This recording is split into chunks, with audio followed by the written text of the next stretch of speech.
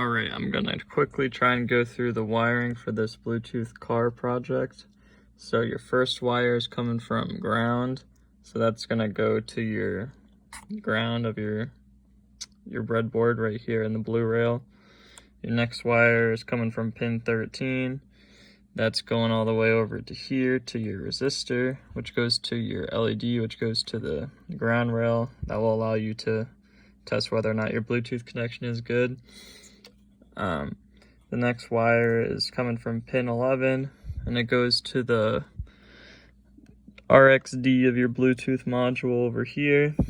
Your next one is coming from pin 10, and that goes to your TXD over here as well.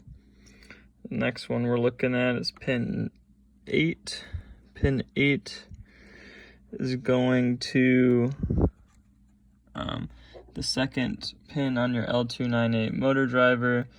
That's second after removing the shorts on either side, right? There would be one, for example, here and one on this end. Those are removed to allow use of PWM. So the next one we're going to look at is pin 7. So pin 7 is coming over here to your signal of your servo motor. All right, next we're going to look at pin 6. Pin 6 is coming all the way over here to your second PWM on your L298. Next we're going to look at pin 5. Pin 5 is coming over here, right there, to your first pin on your PWM. Next we're going to look at pin 4. So pin 4 is coming over here to the second most one from this end. Then you got pin 3. Pin 3 is coming over to the third most one from this end. It's the brown one. Next we have pin 2. It's coming over here, and that's the third most one. From the other end, it's the blue one. Next you got your 5-volt right here. This guy right here. That's coming to the BCC, I think, of your Bluetooth module. It's hard to read it, but I think that's it. Next one is your ground. So that's coming from a different ground. It could come from the rail instead. It doesn't really matter, but it goes to your Bluetooth module over here, I believe. Yep, and it goes to the ground of that. Let's see.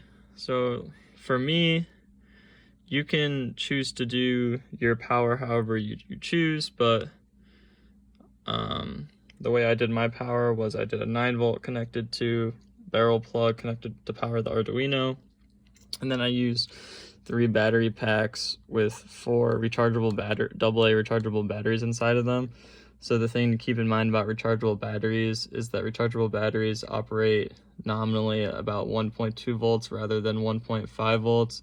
So I would not copy my same setup with normal non-rechargeable batteries. I would look at it a different way possibly. But then when I did that, I have 1 battery pack go into the negative, followed by the red one for that battery pack coming over here, and then the negative from another one coming over to the negative rail, and then pretty much the batteries are all connected in series so that the total voltage is between this negative and this positive. So that would be all 12 of the AA batteries. And so you want the H bridge to get, or the L298, which has H bridges inside of it, to get all of the voltage, whereas you want the servo motor, or at least the way I had it, to only get 2 of the battery packs because it doesn't need as much voltage.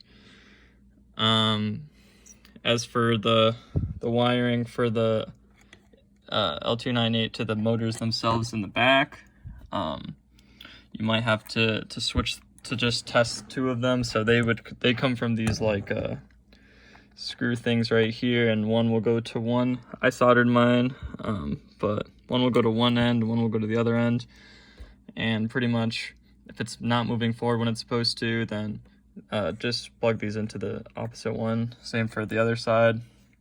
So yeah, this goes to the black goes to ground, red goes to the full voltage of all the battery packs. Yeah, I think that's about it.